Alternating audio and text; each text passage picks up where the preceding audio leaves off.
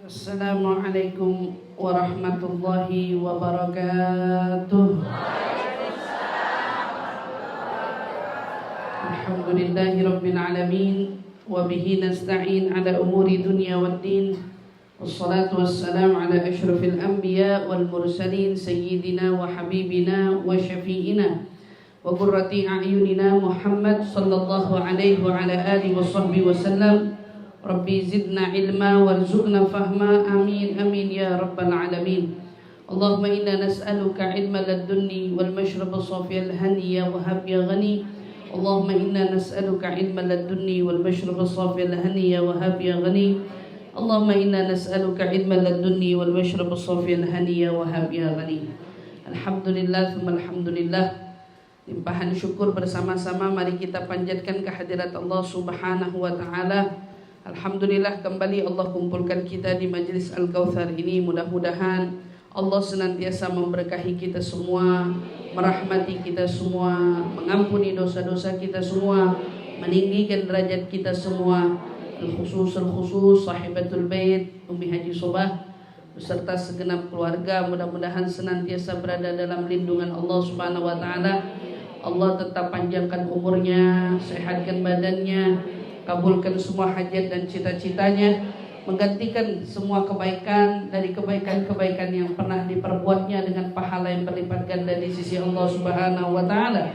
Insyaallah amin amin ya rabbal alamin. Alhamdulillah kita gak berpanjang lebar. Saya terlambat hari ini karena ada urusan dulu tadi di rumah, jadi mohon maaf.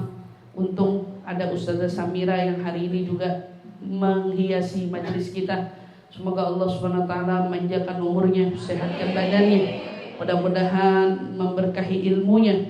Mudah-mudahan insyaallah semua apa yang beliau sampaikan menjadi ilmu yang bermanfaat di dunia dan akhirat. Insyaallah amin amin ya rabbal alamin. Alhamdulillah. Hari ini kita dikumpulkan dalam niat sahibatul bait yang memperingati haul suaminya. Haul suaminya biasa orang memperingati wafatnya orang. Dia doang yang memperingati lahirnya. Gitu kan, lain sendiri. Ceritanya mau diserempet-serempetin gimana gitu, biar sama. Ada satu pengalaman yang saya pengen bagi ke ibu-ibu. Saya pernah dapat kiriman kue ulang tahun di saat saya ulang tahun. Pada saat saya terima kue ulang tahun itu, tiba-tiba tanpa ada nama tulisan dari siapa untuk siapa, cuma nulisnya gini, 23 Mei tahun 77. Berapa tadi suaminya? Berapa? Suaminya berapa? 55 2023 bulan Mei 55 tulisannya. Ya. Jadi tulisannya gini, wafat 23 Mei 55. Wafat. Nah, ini yang masih ada di bawah nih 23 Mei 88. Lah kan saya bingung. Saya di rumah gini mikir sepanjang-panjang. Siapa nih yang ngeramal umur saya? Ya. Lah kan saya mikirnya jangan-jangan saya diramal sampai 2055 gitu. Karena tulisannya dari 230588 sampai 230555. Siapa yang ngerti dikirimin gituan? Ala kulli hal, masya Allah. Sepanjang-panjang saya mikir sambil saya ketawa. Ini orang berani banget ngirim kayak gini gitu. Ternyata terpecahkan gitu setelah sekian lama saya baru tahu kalau ulang tahun saya barengan sama suami dia.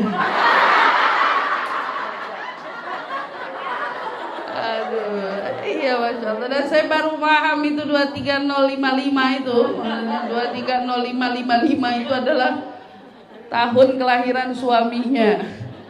Astagfirullahaladzim. Ala kulli hal, dari situ saya baru paham dan saya bilang besok-besok kasih nama. Saya udah kayak orang ngitung umur, saya bilang.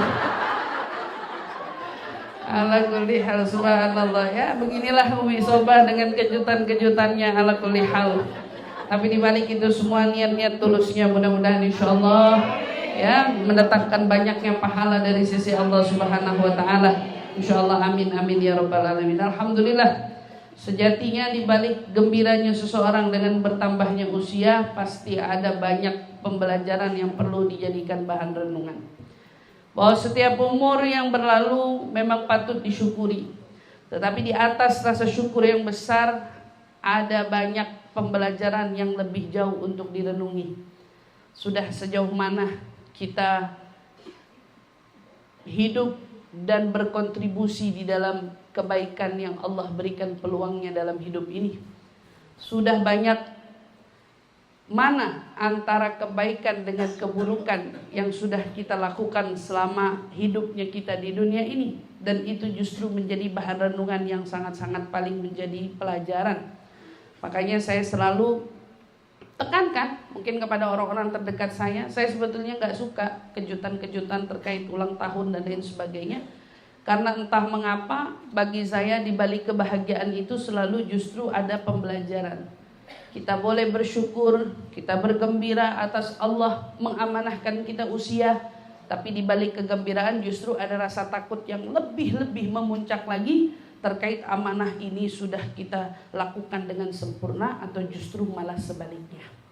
Nah inilah di balik ini semua rasa syukur yang kita harap adalah doa dari segenap umat yang mudah-mudahan bisa terus mendoakan semoga Allah jadikan umur saya ini umur yang manfaat, ya, umur yang berkah, yang umur yang insya Allah mudah-mudahan sesuai dengan apa yang diharapkan Allah dan Rasulnya, menjadi hamba, menjadi umat, menjadi anak, menjadi keluarga, menjadi sahabat, mungkin menjadi guru bagi sebagian orang yang insya Allah mudah-mudahan itu semua sesuai dengan apa yang diharapkan dan sesuai dengan jalur yang semestinya.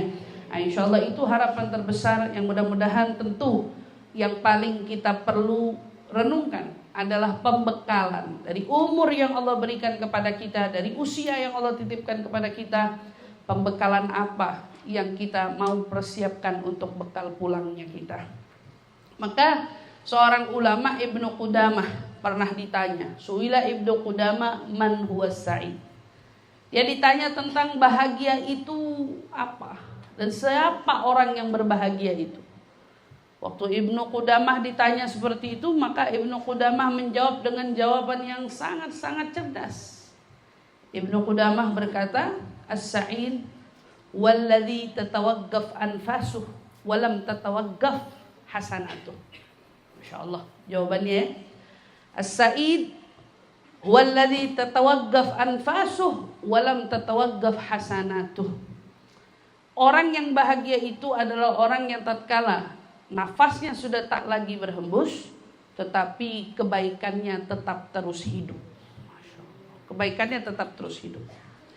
Walau nafasnya sudah tak lagi ada, artinya nyawanya sudah tak lagi ada, barangkali dianya sudah dikebumikan sejak lama, tetapi ternyata kontribusi kebaikan selama dia hidup tetap terus terjaga, bahkan sampai dia sudah pulang ke rahmatullah. Walam tatawaqqaf hasanatuh. Ini yang disebut dengan apa? Ya, pahala yang jariah, kan gitu ya, pahala yang terus mengalir untuk dia. Dan ini adalah tujuan kita bersama dalam hidup. Masya Allah, kita hidup harus mikirin ntar. Bukan mikirin sekarang doang. Kalau sekarang tuh udah dijamin. Tapi kalau setelahnya hidup, kapan yang jamin? Siapa yang jamin? Pertanyaannya gitu. Kalau sekarang kita gak mikirin apa-apa, beres urusan. Kita tinggal memasrahkan semua urusan kita kepada Allah. Dan itu adalah jawaban dibalik tawakal. Nah, tawakal apa? Kita mewakilkan semua urusan kita hanya kepada Allah. Kita serahkan dia yang kita wakili, berarti orang itu adalah orang yang kita sudah percayai. Maka saat kita bertawakal kepada Allah, Allah lebih dari manusia manapun tentunya. Dia zat yang maha amanah, dia zat yang maha bisa menentukan di tempat yang semestinya. Karena Allah subhanahu wa ta'ala adalah penentu segalanya. Jadi pada saat kita bertawakal kepada Allah untuk semua urusan kita, urusannya beres. Kenapa? Karena itu tidak akan terjadi sesuatu kecuali memang menurut Allah ini perlu terjadi di saat itu. Enaknya kalau punya tawakal, enaknya hidup kalau punya tawakal sama Allah tuh begitu. Kita hidup apa yang mau dipikirin? Rezeki. Ya Allah, wa ma min dabbatin fil ardi illa 'ala Allahi rizquha. Semua yang melata di atas muka bumi ini rezekinya udah diatur sama Allah. Semuanya udah diatur. Diatur dan dijamin. Kalau udah diatur doang mah enggak, tapi Allah jamin. Allah bakal kasih. Alladzi li ghairik la yasil ilaik walladzi gusim lak hasinun dadik. Yang bukan punya kamu enggak bakal sampai ke kamu. Tetapi yang menjadi milikmu pasti sampai kepadamu. Saya di dalam buku karangan saya, jangan sedih kan, saya pernah ngingetin. Ingat ya, kamu mungkin gak tahu alamat rezekimu, tapi rezekimu tahu alamat kamu. Ingat itu. Ya, kita gak tahu rezeki kita ada di mana, tapi yang udah pasti rezeki tahu. Kalau itu jadi rezeki kita, dia tahu cara ngampirin kita. Dia tahu cara nyamperin kita. Gimana pun caranya, Allah lebih tahu daripada itu semua. Masya Allah, tabarakallah. Kita mestinya mikir ke situ ya. Ya Allah, begitu luar biasa semua aturan, tapi Allah gak jamin akhirat kita. Allah gak akan menjamin jaminan-jaminan yang ada kecuali dengan adanya perbuatan nyata. Ya kan? Allah janjiin orang-orang yang sabar dengan pahala yang berlipat ganda. Sabar dulu, baru dapat jaminan. Benar dulu, takwa dulu, baru dapat surga. Ibaratnya kan gitu. Semuanya ada dulu upaya yang perlu dikerjakan di sini. Jaminannya menentukan nanti di sana kamu dapat apa enggak. Kalau kamu lulus, kamu dapat. Nah, ini justru PR-nya di sini. Karena kita masih ngawang-ngawang di urusan di sana. Ini kira-kira tipe yang mana? Saya kayaknya dapatnya yang mana? Masuknya dalam kelompok yang mana? Enggak bisa kita tentuin. Kita hanya bisa menyerahkan itu semua urusan melalui prasangka baik kita kepadanya. Kan gitu. Tetapi di balik itu semua, ya ini PR kita semua. Kira-kira kalau sewaktu-waktu Allah ambil nyawa kita, adakah kebaikan kita yang tetap hidup walau kita telah tiada? Ini yang menjadi pertanyaan dan renungan kita semua. Kira-kira bila waktunya Allah mengambil kita, adakah kebaikan yang tetap terus hidup walau kitanya sudah tak lagi hidup?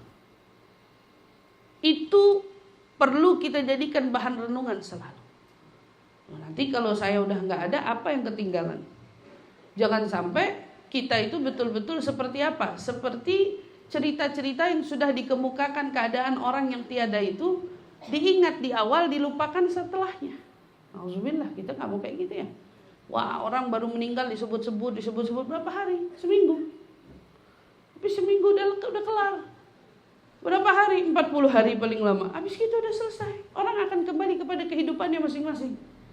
Dan kemudian dia akan terlupakan begitu saja. Enggak, kita kepengen kayak Imam Bukhari. Walaupun kita gak punya amalan sekelasnya Imam Bukhari, tapi seenggaknya ada orang hidup sudah 1000 tahun lalu, tapi namanya masih disebut-sebut hari ini. Contoh dia Imam Bukhari, bukan di zaman Nabi. Ada Imam Syafi'i. Ada seterusnya imam-imam lainnya. Imam Haddadnya sudah wafat 100 tahun lebih, tetapi namanya masih disebut Habib Ali Habsyi. Loh, kita kepengen jadiin mereka-mereka itu sebagai acuan motivasi kita. Lah, kalau kiranya kita wafat, adakah nama-nama kita akan disebut seperti itu? Kalau kita nggak ada, akankah kita akan diingat sedalam itu? Ingat-ingatan orang, Masya Allah ya. Kalau kita lihat Habib Ali wafat, tapi bisa keluar kata-kata nasihat-nasihatnya Habib Ali selama Ramadan itu setiap bulannya. Satu bulan itu, selama 1 bulan, nasihat Habib Ali Ramadan hari pertama, Ramadan malam kedua, Ramadan malam ketiga. Kan hebat yang nginget itu, yang nyatet itu loh. Yang luar biasa kan yang nginget. Kemudian yang nyatet, hikmah di balik itu intinya berarti waktu hidupnya Habib Ali itu benar-benar menjadi manfaat sampai bikin orang, beliaunya wafat tapi nasihatnya tetap ada, hidup sampai hari ini. Habib Ali-nya nggak sempat nulis. Itu nasihat Mawaid Ramadhaniyah itu kan bukan beliau yang tulis, orang yang tulis. Kalau Simtud Duror, Habib Ali yang tulis. Kan gitu. Tapi itu jadi pelajaran. Ya Allah, kok bisa ada orang wafat gitu ya? Sampai masih diingat-ingat. Imamul Haddad ketahuan ada masalah dengan pandangan matanya, tapi tidak pada pandangan batinnya.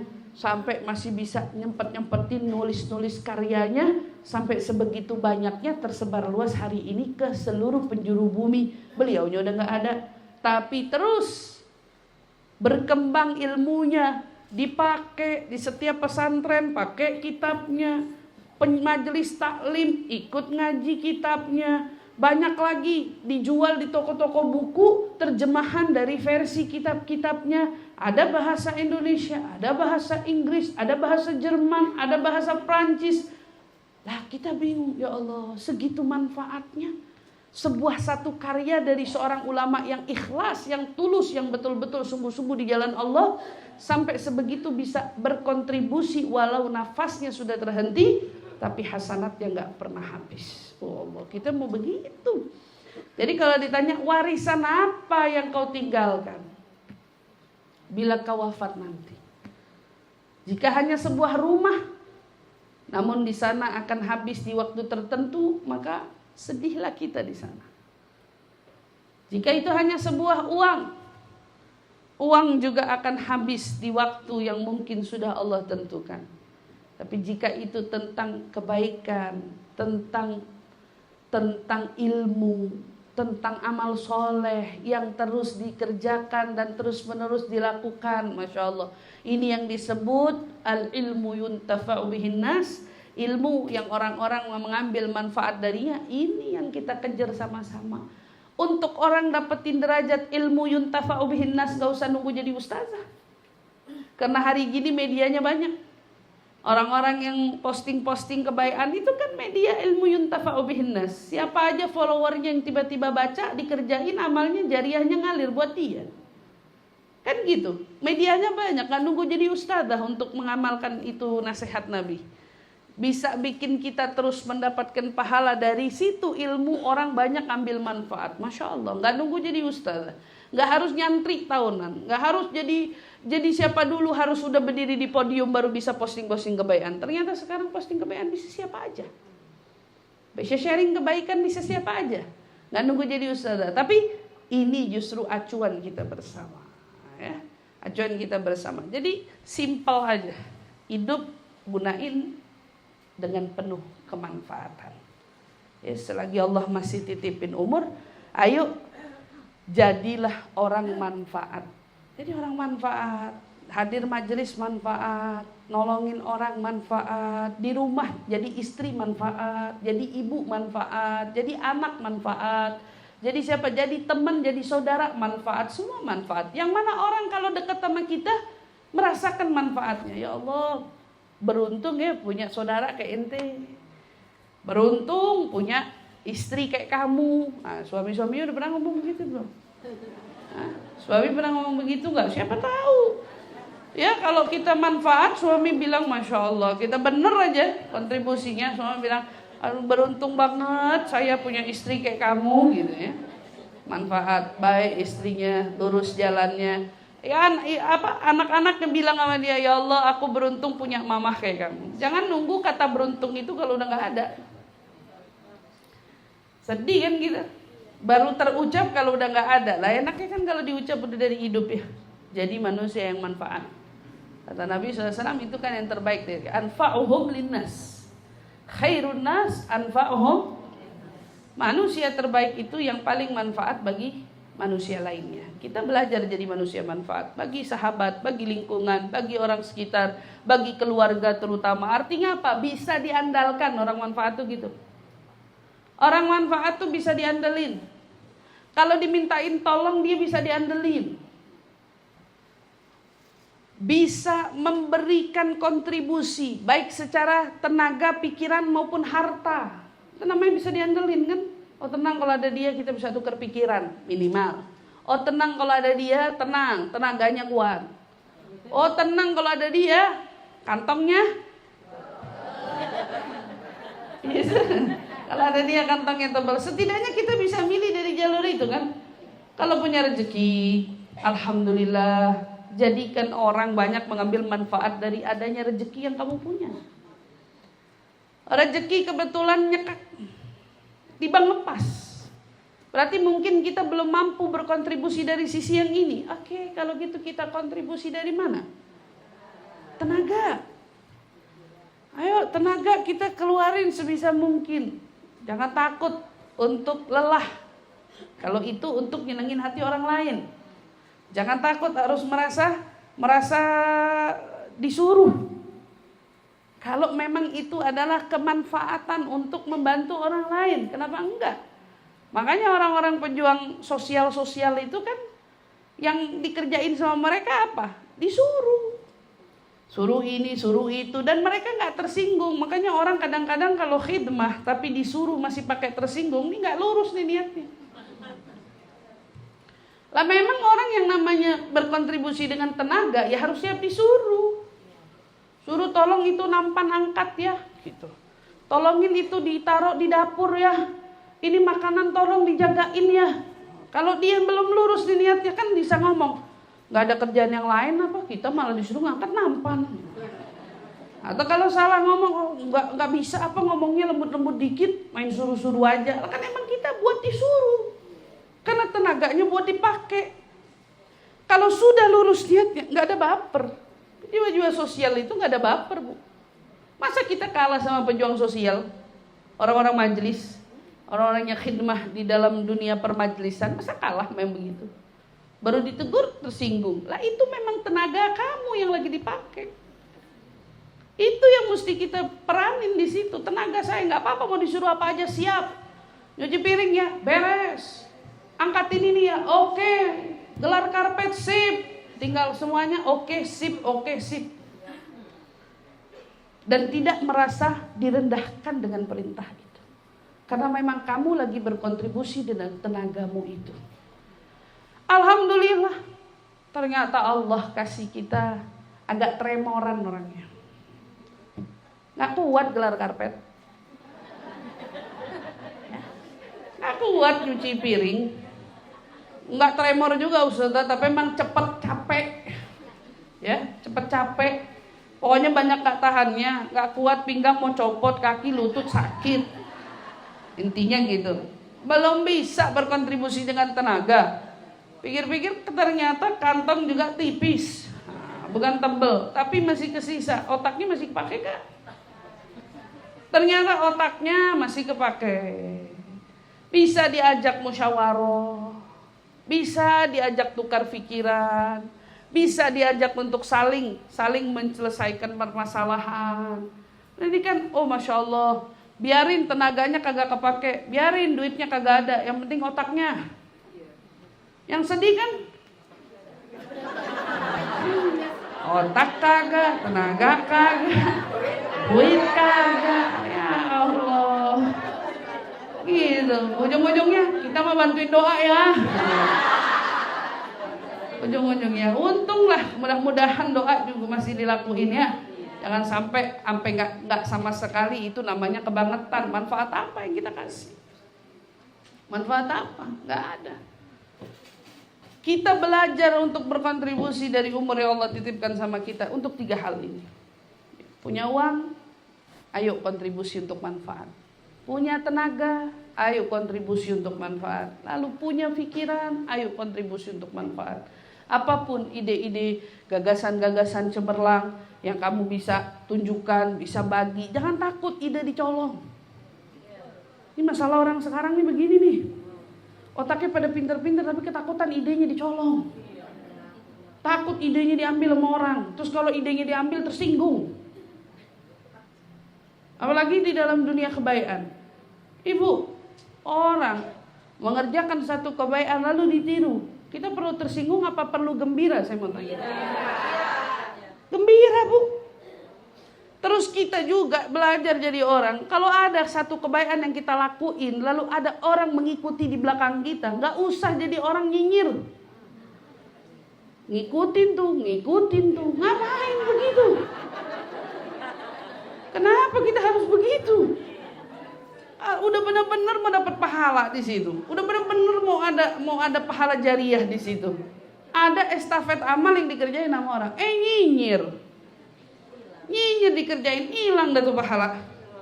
Ngapain kita harus begitu? Kalau punya ide, jalanin. Ustaz, ntar itu diambil idenya, biarin.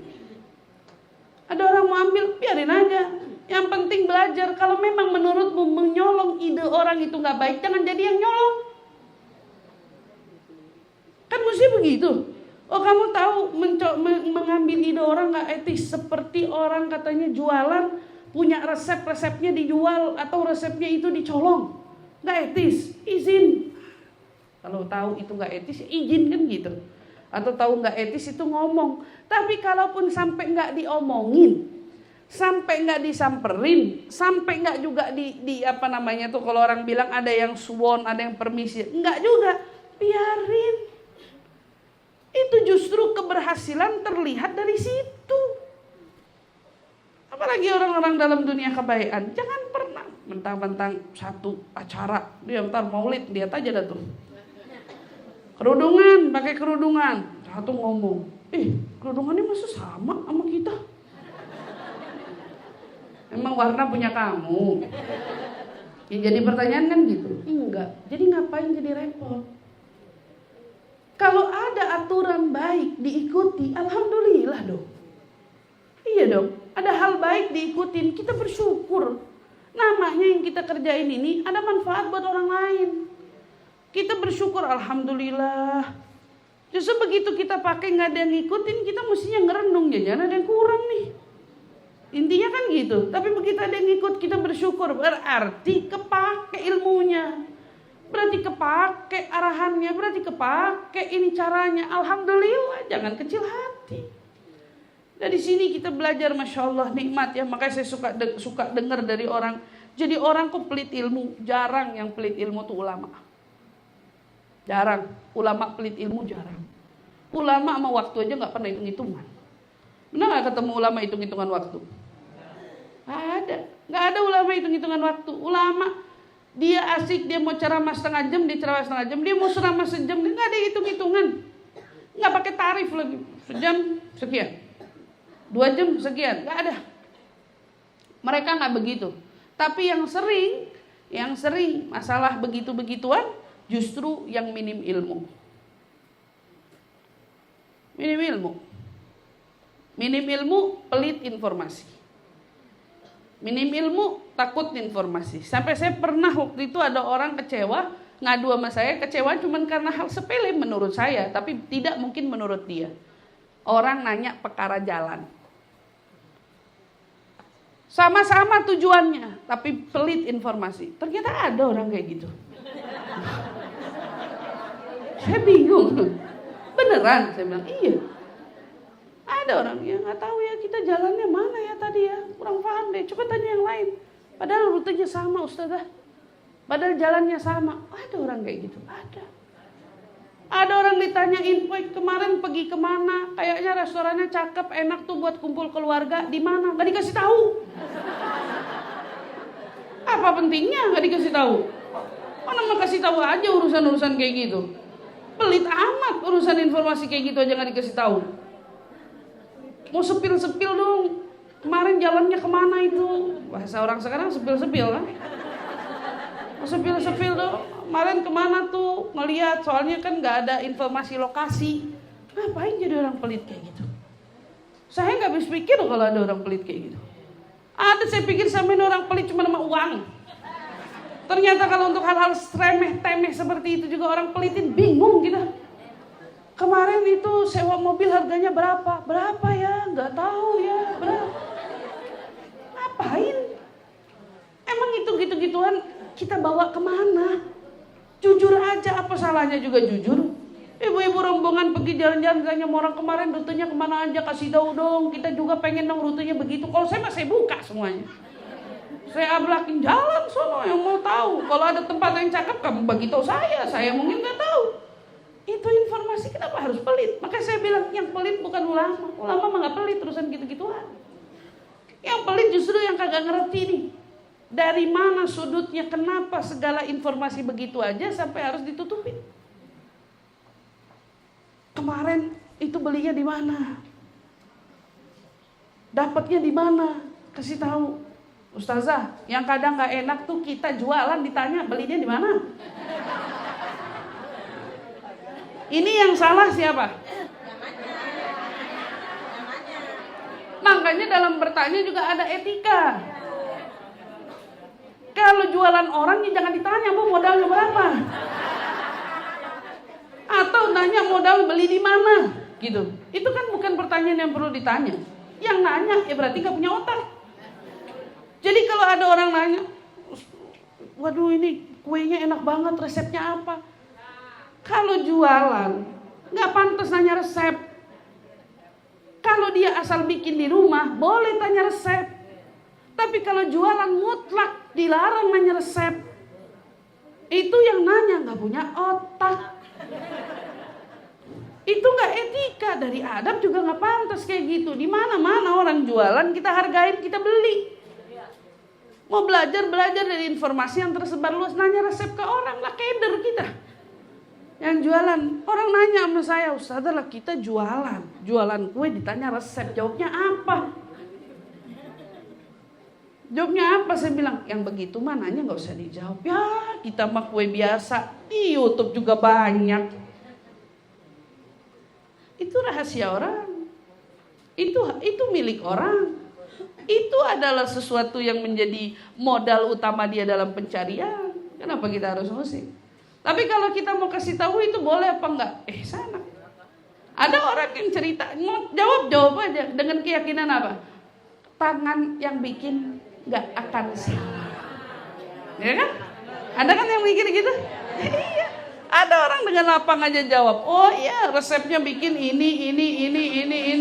Enggak pintar juga habis nanya dia.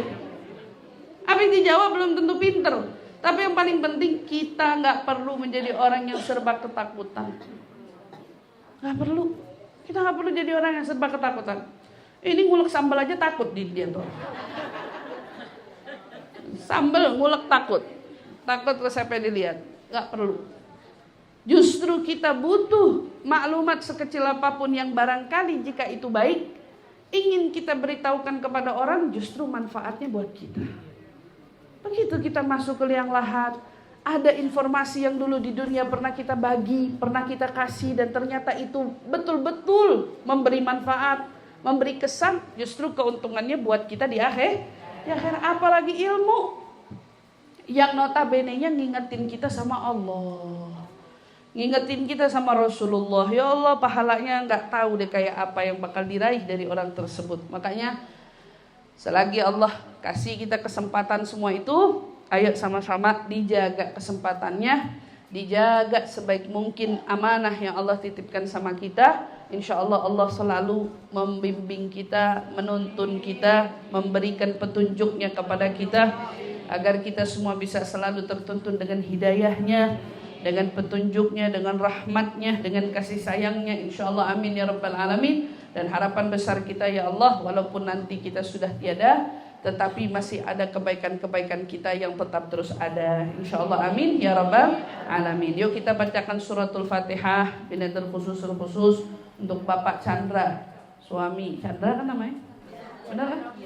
Bapak Chandra Mulia, ya, yang telah berpulang ke rahmatullah, suami dari Ibu Haji Sobah. Semoga Allah SWT mengampuni dosa-dosanya, meninggikan derajatnya, meluaskan kuburnya, menjadikan kuburnya raudhatan min riyadhil jannah. Dan mudah-mudahan insya Allah segenap ahli keluarga, orang tua kita yang telah berpulang ke rahmatullah semuanya, mudah-mudahan Allah limpahkan kebaikan untuk mereka, diluaskan kuburnya, jadikan kuburnya raudhatan min riyadhil jannah. Amin amin ya rabbal alamin. Ala hadhihi niyyah wa ala kulli niyatin salihah jami'ah syamilah ila hadratin Nabi Sayyidina Muhammad sallallahu alaihi wasallam. Al-Fatihah.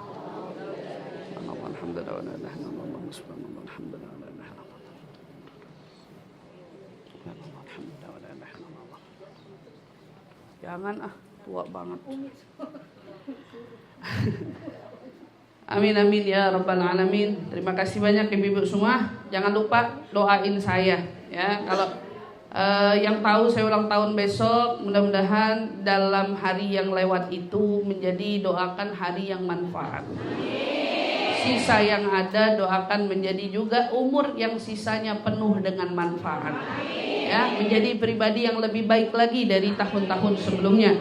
Insyaallah amin amin ya rabbal alamin. Terima kasih banyak. Wabillahi taufiq wal hidayah wal inayah. Wassalamualaikum warahmatullahi wabarakatuh. Saya mau ngasih PR dikit sama ibu-ibu semua. Kan orang kalau guru ulang tahun biasa dikasih kado ya. Nah, yang ngasih kado saya mau bilangin, kalau beli bunga buket, mendingan pikir 2 kali. Bunga buket tuh tanda cinta, Bu. Tapi masalahnya habis gitu udah begitu aja. Ya. Ama jangan suka pelintirin duit jadi buket. Beneran loh. Itu ngerjain guru loh. Tapi yang emang lucu, emang manis, tapi sebaiknya tidak. Sebaiknya tidak, karena itu meletihkan, jujur Bu. Saya seumur-umur gak pernah buka gituan. Pasti kalau kebuka tuh buket, yang buka orang rumah. Nah tapi itu jujur, itu pasti keluh kesah banyak orang. Dan itu lebih baik dihindarkan. Lebih baik dihindarkan. Jadi kalau mau ngasih yang sifatnya itu berupa hadiah-hadiah nominal, dengan sangat hormat saya sampaikan, hal yang semacam itu tidak dipublikasikan. Ya, tidak dipublikasikan. Ini saya mewakili, bukan saya doang, tapi juga menyangkut semua guru pastinya.